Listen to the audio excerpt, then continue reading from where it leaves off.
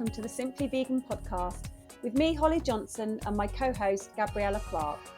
Each week we discuss the latest vegan news, taste test new products, and chat to some of the leading names in veganism. So here we are, week 9. No one's kicked us off, Gabriella, so I presume we're doing okay. 9 weeks in, I'm impressed. I am. I've really enjoyed doing it, and we're going to take it up to Christmas, and then we're going to kick off with a new season for Veganuary, hopefully for all those new vegans, and we'll be able to share lots of tips in the new year. So looking forward to that. Perfect. So I thought I would start this episode just mentioning the news this week that it looks like live transportation from and through England and Wales is going to be banned, which is just so fantastic. I mean, I know there's a lot more work to do. There's always so much more that we can be doing to help animals and stop their suffering, but this is a cause that's really, really close to my heart. I follow Compassion in World Farming on Facebook, and I donate regularly to them, and I really support their work. I think it's fantastic what they do to campaign for the animals. So yeah, I was so happy to wake up to a bit of good news this week after the year that we've had. So yeah, I think there's a consultation taking place now, but it looks likely it will go ahead, and let's just pray that kind of some of the countries in Europe might follow. Amazing news, really fantastic news, and great to see such a step forward in terms of regulation as well. Yeah. So we're going to do some more taste tests this episode, aren't we? We are. We've been eating a lot again. We have. This is not good. So Christmas ranges now we're going to be doing each week in the run up to Christmas. So we've got Tesco's range. We contacted the lovely Derek Sarno, who we love, to organise the Tesco range to arrive this week, so we can bring you that in the next episode. But this week we were taste testing the new range at Morrison's. Not the complete range, just a few choice bits. So we tested the no pigs in blankets, the no beef Wellington, and the vegan trifle. So should we start with the sausages? They might be sort of, you might have them with your roast dinner, or you might have them perhaps as a little appetizer on a tray, glass of champagne. What did you think? Yeah. So in terms of the sausages, I thought they were great, really delicious, great size, great texture, just a great vegan alternative to a little tasty cocktail sausage that you would usually find wrapped in bacon for your pigs in blankets. Personally, I wasn't so impressed with the bacon. More for me at the moment, there's a couple of great vegan bacon brands out there available in supermarkets, and the bacon or facon, I suppose, around these pigs in blankets were just tasted slightly more synthetic, or kind of just trying to imitate a bacon flavor rather than anything more than that to me. I'll have to say some of the other vegan bacons taste like they're probably a bit better for me than that one, but it did the job. Yeah. So I, similarly to you, I really, really was impressed with the sausages. They were great. I am a bit fussy about vegan bacon. I think it's one of the harder things to imitate as a plant-based meat. This isn't bacon, is one of the brands. Yes. That's really, really good. This one tasted, just a little bit too smoky for me, and like you said, synthetic. But I think if you had it in your roast dinner with all your gravy and everything else, then you probably wouldn't even, you wouldn't be too bothered. No, and I have to say, yeah, if you were having it as part of a wider meal, it would definitely be a great solution. Real friendly price point. You could put it alongside, your non-vegan pigs in blankets for the rest of the family if they're not vegan or plant-based.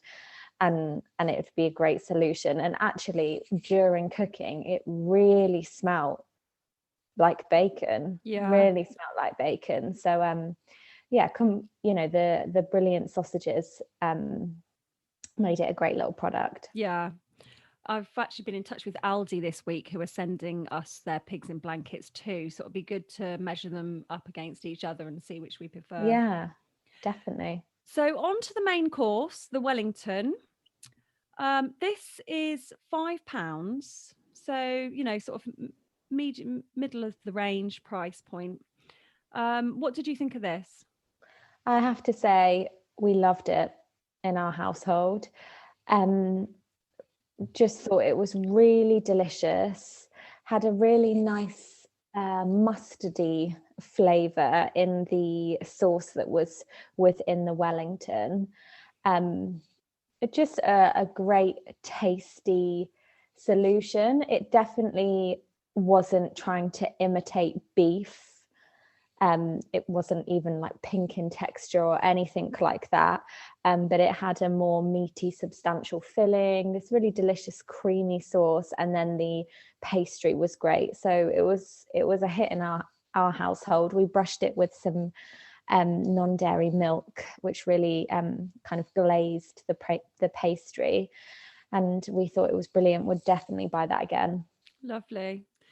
Yeah, I really liked it. I did it as sort of a midweek roast for our family of four. It didn't quite serve us all, but then I think it's not really a product designed to be, it's not a huge Wellington. I think it's designed for, the few vegans within a larger family. Completely agree. So, that was fine. Yeah, the middle's a bit like sausage meat. It's quite herby, isn't it? Yes. Yeah.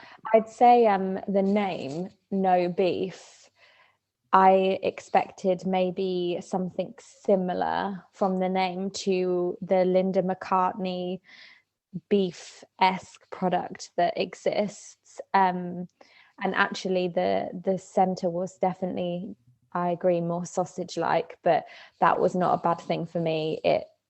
It was a really nice flavor and it worked really well with the pastry and the sauce. And yeah, I think we got 3 portions out of it, but probably on Christmas Day, where I'm inclined to eat more, it would do too. Yeah. I think I've over the last sort of few years, I've become quite good at making my own Wellington. And I do like chestnuts and mushrooms and everything. And I use one of the Just Rolls, which are accidentally vegan. So I use that. So I'm used to kind of a huge one that, you have leftovers with. So, but yeah, a great product, like you said. And yeah, really good idea for, if you have just one vegan coming round or a couple. And I think as well, I'd like to see it stay beyond Christmas range, because for a smaller household, say just a couple, if you live on your own or you're the only vegan person in your household, and you don't want to miss out on your weekly Sunday roast, and you perhaps have been out all day or don't have the time to make something homemade, it really does fit the bill in terms of that. If you partner it with your roast potatoes, loads of veg and a bit of gravy, it's a really convenient solution and delicious. Yeah, the pastry, I love the pastry. So I'm feeling full just talking about all this food. I'm feeling hungry just talking about all this food. I've had my tea. So the last product from the range, because there's quite a few different products. They've got no prawn, tempura prawns, I think, but due to COVID and supplier issues, we weren't able to test those in time. But the vegan trifle I was really excited about, because I did used to love trifle. It's £7, so I did think, oh, it's a little bit pricey, but it's huge, isn't it? It is. We can contest.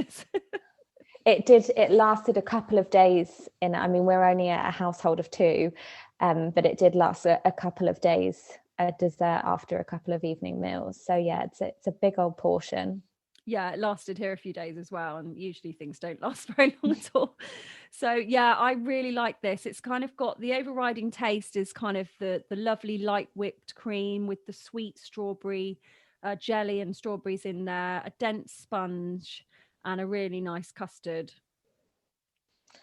We thought this was absolutely phenomenal. I have to say I'm the opposite to you, Holly, not a trifle lover at all, would never be something I would choose to have as dessert, and was really pleasantly surprised by this. It was sweet without being too heavy.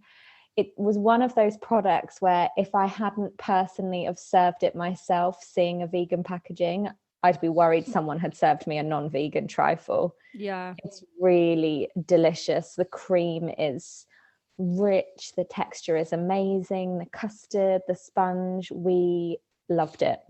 Oh, that's fantastic. It's just so exciting how much these vegan products are coming on. Just every single month, I just feel surprised by the quality of the products that the supermarkets are, releasing. It's brilliant.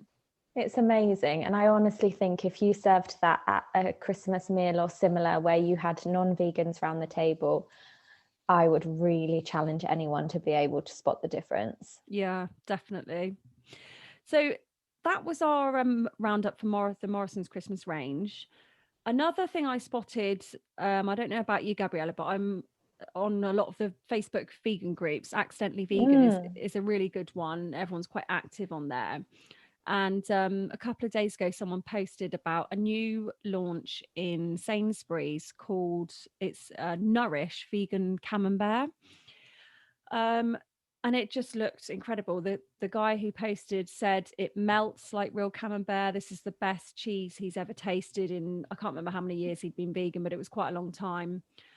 So I kind of raced down to Sainsbury's today to try and find it. Unfortunately, it wasn't there. I live in quite a small town, so they hasn't reached us yet, and I can't find it online. So I'm going to do some investigative work this week to try and track down this camembert, because this seems like a really exciting launch into a mainstream supermarket. Amazing launch. If the rumors are true, yeah, amazing. And you hear so many people whose vice or whose reason for not quite going vegan is cheese. So if a mainstream supermarket can crack something like a camembert, I think that would be huge. It would be amazing. Yeah. I have two favorite non-vegan camemberts, which will hopefully do for people in the meantime until we can hunt down this Sainsbury's alternative. A little bit more expensive and not as widely available. But Mouse's Favourite, which is an artisan vegan cheese brand, they have a camembert style cheese, which is £8.99, so quite pricey. Doesn't melt in quite the same way, but still works in the oven, and the flavour is absolutely delicious. I dream often about Mouse's Favourite camembert cheese, and they also do a blue cheese, which is amazing. Nice. And then another brilliant one I found is from La Fromagerie, which is a honestly tasty camembert, £8. So again, a little bit more on the pricey side, but a really rich flavour. So until you can find your Sainsbury's alternative, or alongside your Sainsbury's alternatives, supporting some smaller artisan cheese brands as well. Yeah. Those two I can highly recommend. Brilliant. Well, just to remind listeners, we won't be talking about all these indulgent foods all the time. It's just, I think in the run up to Christmas, it's just nice to have some treats, isn't it? And obviously we completely support a whole food plant-based diet. Later on in the episode, I'll be speaking to Colin Campbell, and some of the things he says are mind-blowing actually, and I was so inspired after talking to him. But I think we've all had a tough year, and I think this Christmas we just need some treats. And if that means some vegan cheese and some chocolates and a bit of pastry, then I think there's worse things that we could be doing. I wholeheartedly agree. Stay tuned to hear what the China study author has to say about diet, nutrition, and COVID-19. Hi, Colin. Are you okay? Yes, good. Thank you. Thank you so much for joining us today. It's a real honor to have you on the podcast. So you're joining us all the way from America? Yeah, I'm joining from America. Yeah. Yeah. Whereabouts are you? In New York State. Oh, lovely. Okay. So your book, The China Study, was written almost 20 years ago now. And it's still regarded as one of the most comprehensive books on health and nutrition. How did you come to write it? Oh my goodness. Well, my career starts really, I'm serious about this. It started in what's my graduate studies in the late 1950s. Right. So I've been at this business a long, long time. And, I eventually, of course, have had an academic position the entire time. I had students, I had support from our National Institutes of Health and so forth and so on. And I learned a lot, all through science, all through the research. And I was initially, as you may know, I was on the other side of the fence.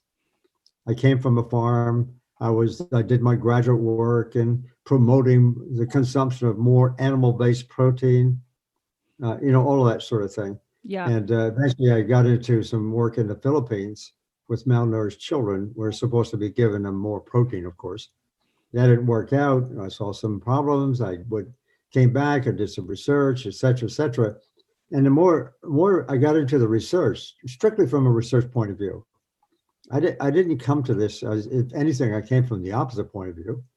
And what I learned through all this research, published extensively, I got involved in national policy development, one thing or another. I just saw a whole big gap in the nutritional science community, of which I'm a member. Yeah. A big gap in acknowledging, this idea that maybe animal protein is not the best nutrient in the world. And so from that realization, that research activity, I didn't call it vegan or vegetarian. I didn't even know the word vegan. In the beginning, I was just simply talking about the science. Okay. So all that said, I'm sorry, it's such a long answer, but finally, I got a lot of pushback, really serious pushback, from my research community, from the policy community. Finally, my wife told me, she said, "Stop your complaining. Why don't you just write a book for the public?" That's how it started. So I did. So yeah. The book was the result of 20 years of research, is that right? No, this is my 65th year. At that time, when I wrote the book in 2002, when I decided to write it, already at that time, I had been in the business for 35, 50 years almost. Yeah. It's incredible. So I published a lot, and I was very active in my research community. I was active in national policy development as well. So I've seen the whole gamut, of activity in this area. And so I became quite enthused about, exporting the ideas and the discoveries we had made. That's why I wrote the book. So for anyone who hasn't read The China Study, I know a lot of vegans will have read it because it's such a famous title. But what were your main findings? Well, the first one is the one that captured my attention straight off. And that was that these are experimental animal studies, and I know vegans don't like that, but that's how I learned it, because we couldn't do that anyhow. In the case of humans, it's impossible. Right. But we learned we could turn cancer on and off just by dietary means, by nutritional means, I should say. And there's more specifically, even we could turn cancer on by giving them milk protein. Right. Coming from a dairy farm, I found that challenging. Yeah. But we could turn on the milk protein, and we could decrease it or replace it with plant protein. That was the big finding. We could turn cancer on and off. That in turn led to another sort of kind of shattering idea, for the system, namely cancer. I believe, in fact, I'm convinced of that. Our data show that cancer is a nutritional disease, it's not a genetic disease. That's a big, that's kind of a momentous kind of idea, because the entire cancer industry is founded on the idea and is sustained on the idea that cancer is a genetic disease. And people in the cancer community will put that, they'll say that straight up. It's a genetic disease. It depends on what genes we have. It depends on what mutations we may have of the genes we have, that sort of thing.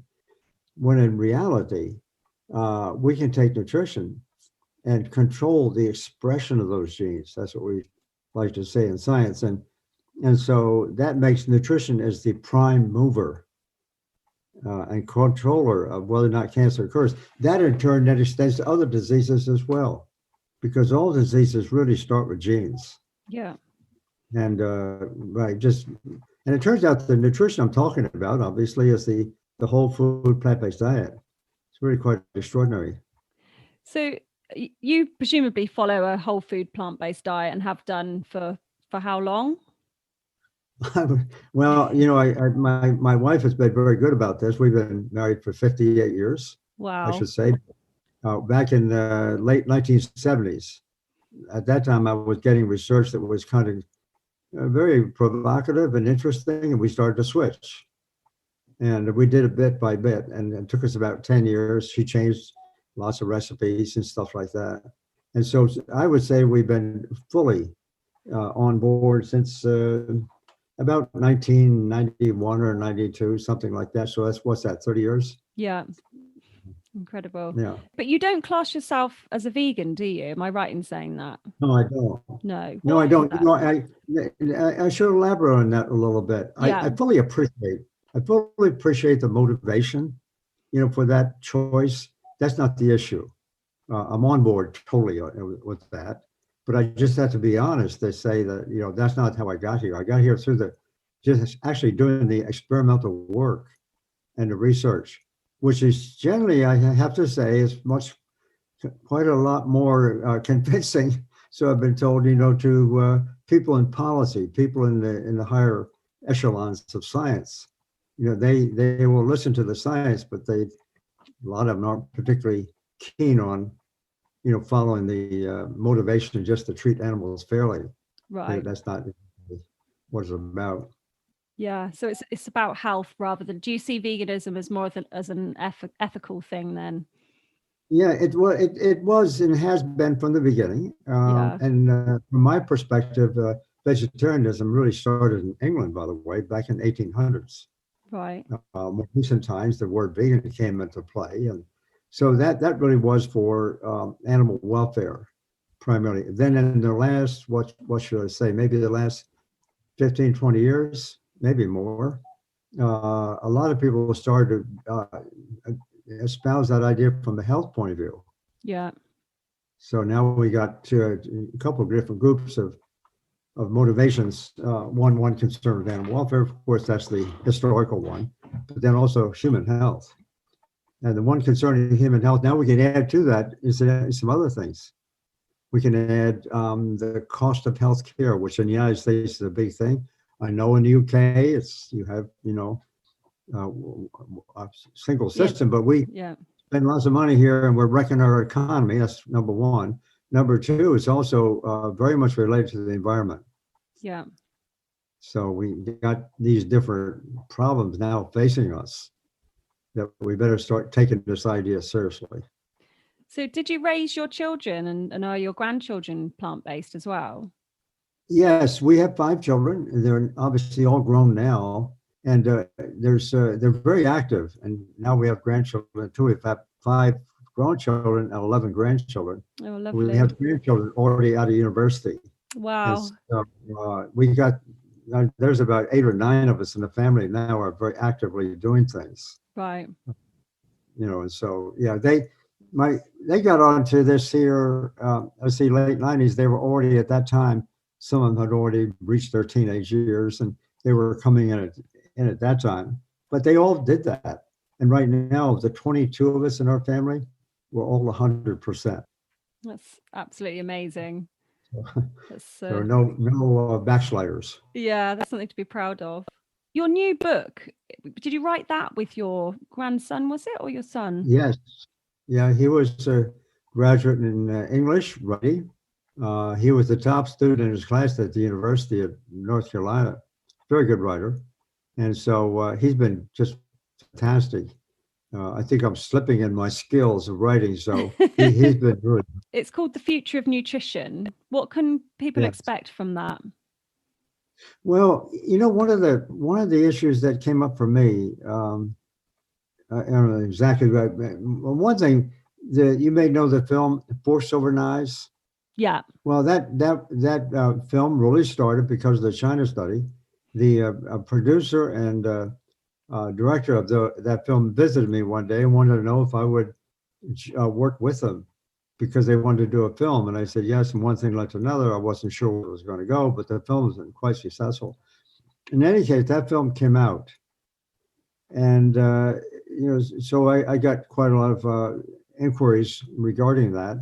And the question that I heard most often was, why haven't we heard this before? And so that in turn, sort of got me into wanting to know how that happened.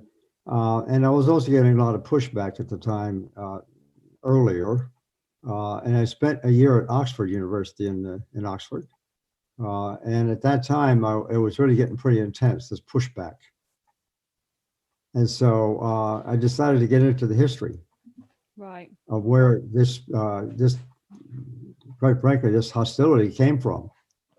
And so I spent a great deal of time in 2 libraries in London and 2 in Oxford. And going back into history, and that was probably one of the most exciting things I did during my entire career. Really? Yes. And so the new book really is about, where did this idea essentially, where did it come from? Why is it so hard to, why is it so difficult for people to grasp onto it? So it has very deep historical roots, which now have become part of institutions. Yeah. And institutions themselves become very powerful, as we all know. And they have this concept that's referred to as groupthink. Groupthink meaning, I'm sure you know that too. When you become a member of an institution or you depend on an institution, you better talk that language. Yeah. Or you're tossed out, or you don't get support, whatever. And so now this is the state of affairs we have now. Worse in the United States than the UK, I think. Right. Although UK has the same problems. And so it's a story about the history. Here's the history. It was really largely focused, more than anything, the history was focused on I call it reverence, our reverence for one nutrient in particular, and that was protein. And when that was discovered, it was generally considered to be only from animal foods. So it was commonplace to assume that when you talk about protein, you're talking about protein from animal foods. Yeah. But in reality, a little bit later on, they found it in plants too. But then the discussion came up to show that the protein in plants is not high quality. Only animal protein is high quality, which is a bit of mischief itself. Yeah. That hung around is not really true. And so I write about that in the book. What is the history telling us?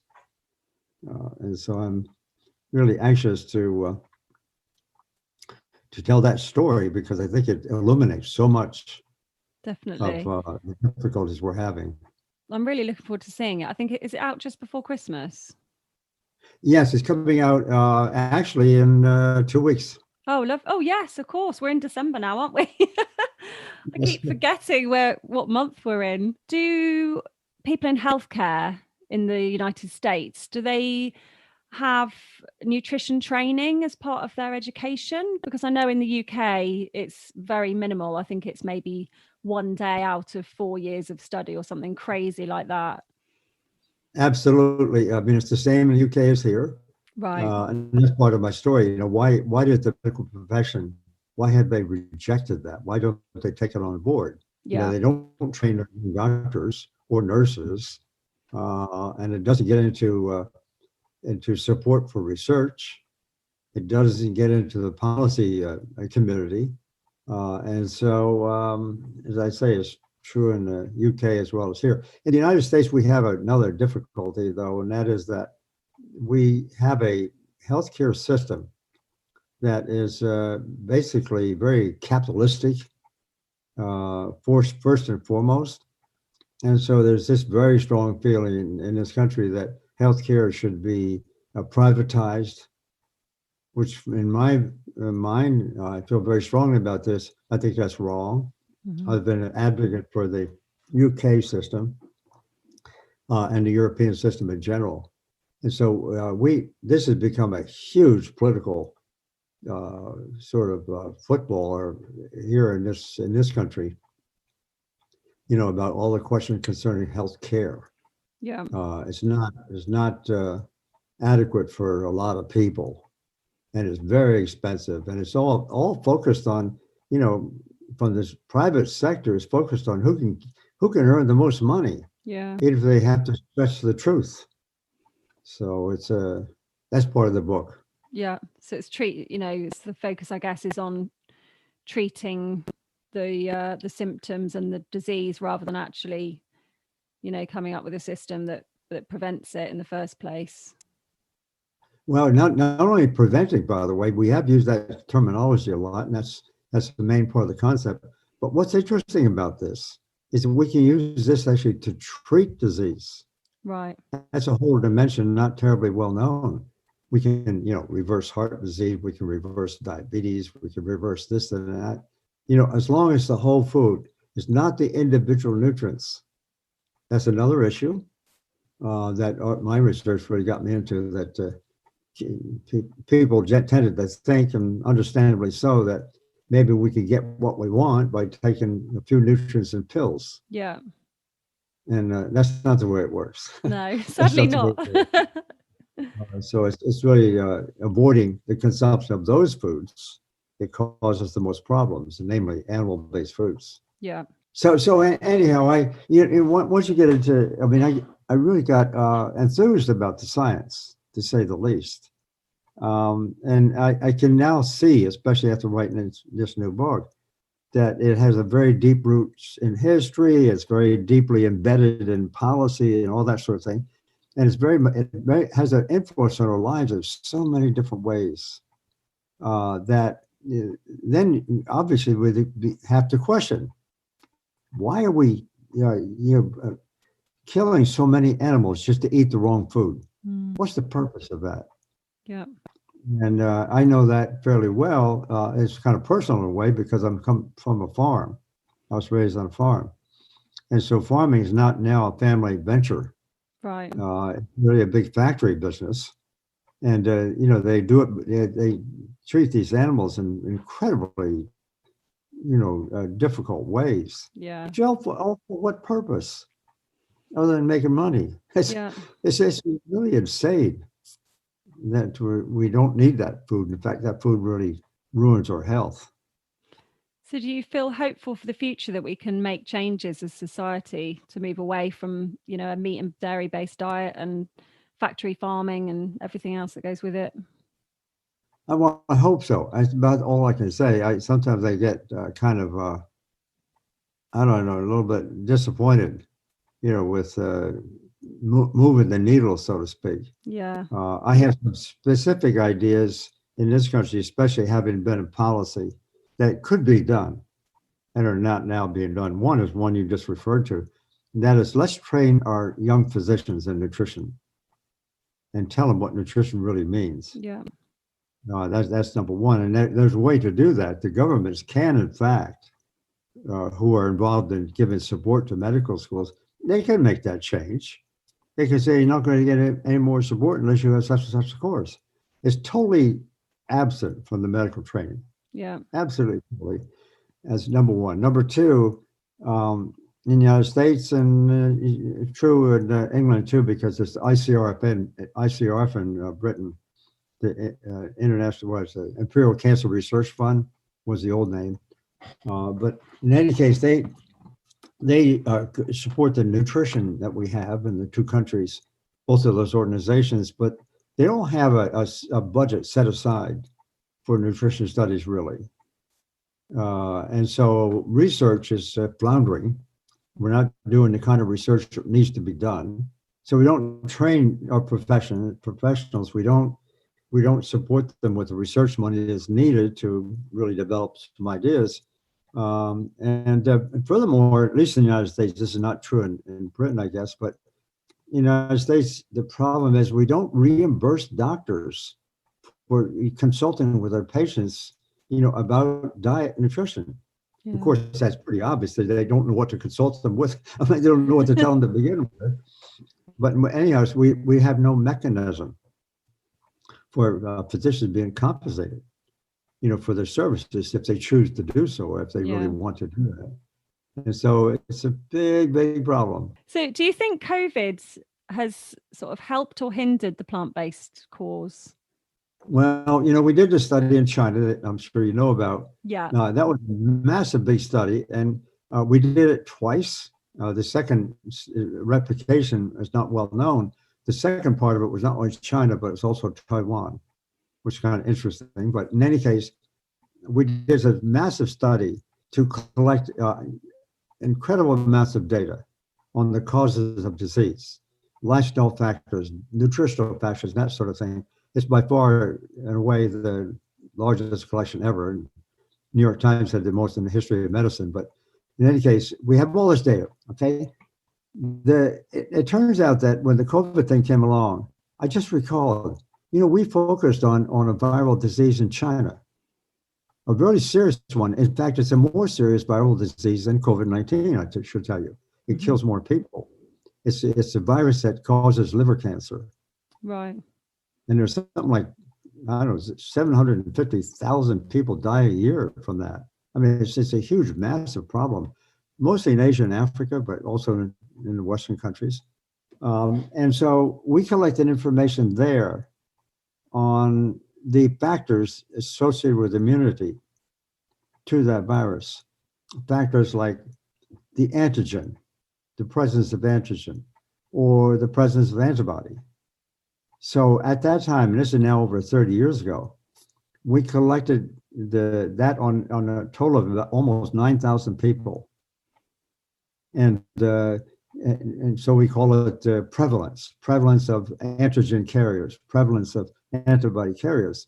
And it turns out, and this is really pretty remarkable, it's highly, highly statistically significant, namely, those who consume the most plant material form the antibodies. They're immune. Wow. Those consume animal food, and this is really quite exciting. Those consume animal food, and it only takes a small amount. They don't form the antibodies. What they do, they maintain. When people and the body retains the active virus, and therefore cause liver cancer. So the people who get liver cancer, for example, in China, are the ones who consume a bit of animal food, and it doesn't take much. Right. It's really remarkable. And those who consume some animal food, in turn, that nutrient, protein in this particular case, but in any case, it represses the development of antibodies or immunity. So how much So animal food are we talking? Are we talking, the occasional bit of meat, or? I think this is one of the most exciting parts of it. I didn't think the science ever supported the idea that everybody should avoid all animal food all the time. I mean, we couldn't say that in the scientific sense, as attractive as that idea may be. Yeah. But in this particular case, we have real data to show that in China, the amount of protein or animal food or animal protein, let's say, the amount of animal protein being consumed is on average only 1/10 of what it is in the US and more or less in England too. Yeah. Only 1/10. So it's a small amount. And there's some parts, we surveyed a total of altogether 170 counties all over China, rural China, Taiwan, etc. And so there's some areas in China where they consume almost no animal food, maybe just on feast days or holidays, that sort of thing. And so the level of consumption at the time we did that survey back in the early 1980s, the level of consumption was very low. Yeah. But even so, even that small amount of animal food, it increased. It was highly associated with an increase in blood cholesterol, which is related to heart disease, which is also reflective of Western diseases too. And so at the same time, with these new data that I'm now just analyzing, submitting for publication, these new data show that only a small amount, a very small amount of animal protein can have this effect. It's almost just poisonous. In fact, it is. I guess we could really say it's poisonous. Maybe not in a classical sense, but quite frankly, when we consume even small amounts of animal protein, it maintains the activity of the antigen for this hepatitis virus and depresses the formation of the antibody, which is pretty striking. The big question here is this, I should say, I think one of the big questions, and that is that we're working with hepatitis B virus. This is not coronavirus. In other words, that's point number one, by way of criticism, I guess you could say, or critique. And but here's the thing: all viruses, there's many of them. We have about, I don't know, 90 or something that's already been identified and given a medical number and so forth and so on, been studied quite a bit. All the different kind of viruses we have, some are very serious, polio, AIDS, some of them, and that sort of thing. Some of them are colds and flus. So virus is a class of pathogens that we haven't, it's received a lot of attention medically, but not nutritionally. Not nutritionally. And what we're finding is that the whole food, plant-based diet, which I call it, really can go a long ways to repress the infectivity of that virus. And certainly maybe the most serious symptoms at least. It's absolutely fascinating. And I think, what I'm thinking is, why are we not, this has been out there, your research for, over 20 years now, hasn't it? And there's been countless other studies since. So, why are we not waking up to it? Why are the changes not happening? Right. Well, this is what I hope this new book will maybe stimulate some discussion. Yeah. On the point. There's obviously the ethical argument. Now there's the human health argument. There's the environmental argument. There's economic argument. There's all this sorts of, evidence that we can pull up to all say the same thing. So we've got to change our ways. Yeah. Yeah. I completely agree. Well, I'd encourage anyone to read The Future of Nutrition when it's out in a couple of weeks, and obviously the China study as well. You're obviously doing pretty well for your age on a plant-based diet. Yes, I am. Actually, I'm going to be 87 shortly. We don't take any pills. Wow, that's amazing. My wife is 80, so we don't use medicines, not intentionally. I have in the past on a couple of occasions, but it's not that I'm somehow averse to that possibility, because I know that they do work. Just some circumstances, that's not the issue. But to rely on pharmaceuticals as a means of our health and forget everything else, that's a recipe for disaster. Yeah. So, yeah, I'm, as I say, I'll be 87 shortly, and I'm still fairly healthy, not using.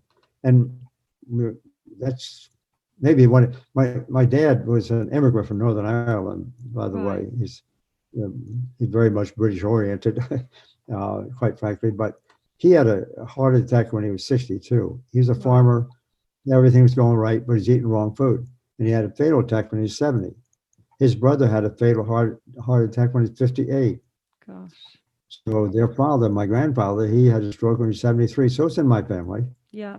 And I thought early on, when I started seeing some of this evidence, we better do the right thing. And so I've well past that. My wife, she lost her mother to colon cancer when she was 51. Wow, that's young. And so, we in all families, all families can think of that kind of thing. Too many people have, lost the battle too early. And I think that if you just eat the right food, we can hang around for a while. Yeah. So, Well, you're a true inspiration. Thank you so much for chatting to me. well, thank you for doing what you do. I think that I also think, I mean, what can we do to make the most difference? Yeah. Doing more research is helpful. I can tell you, I'll defend that proposition. But at the same time, informing the public, finding ways to inform the public, and letting the public know that, look, the science supports this idea. There's no mistaking of it. Yeah. If we can understand, too, to some extent, why we believe what we believe, that's helpful. Yeah. That's helpful. If you see where we went wrong in the past, it's kind of fun. Yeah. Thank you. So yeah, I hope next year. Obviously, we've got Veganuary coming up shortly. So and I think it's going to be a record year for it. So let's hope we get lots of new people eating plant-based next year. Well, you before you just asked this question, I think the coronavirus thing.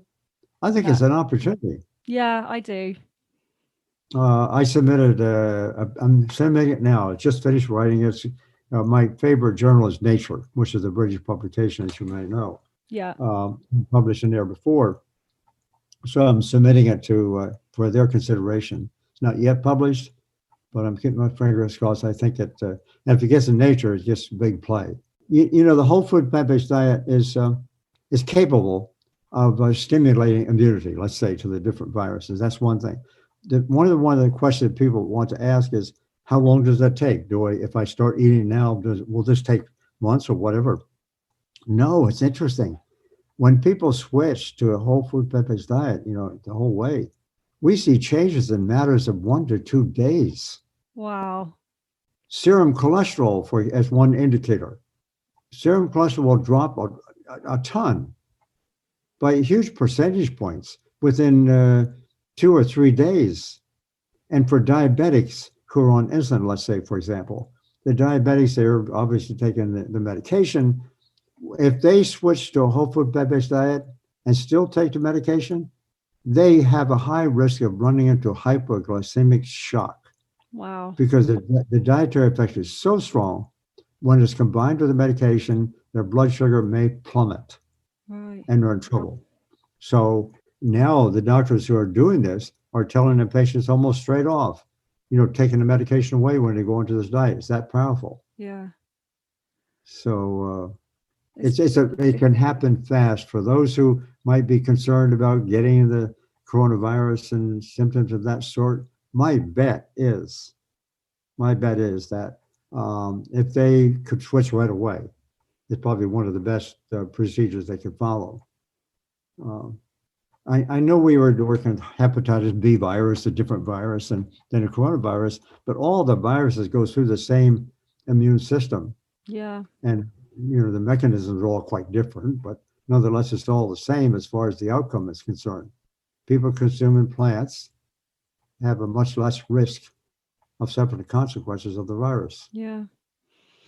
Well, let's hope we can get lots more people on board for health reasons. And also, I think people are waking up to the environmental concerns, aren't they? And also, seeing things like the fur farms in Denmark where, all the mink, I think it was millions of mink, wasn't it, that have had to be culled because it's spreading there. So, I think hopefully that will drive people as well to rethink their diets and their lifestyles. Right.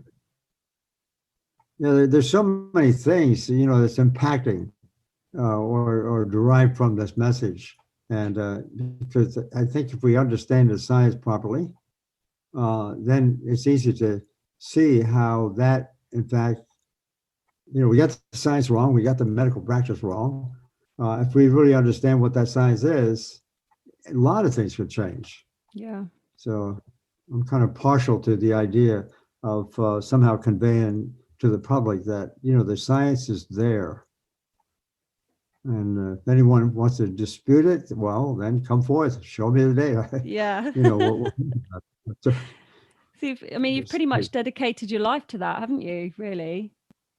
Yeah, I didn't, I guess, intend to do it that way, but that's the way it came out. Because, as time went forward, we kept discovering exciting things that it was fun. I really like science, and Yeah, thank you so much.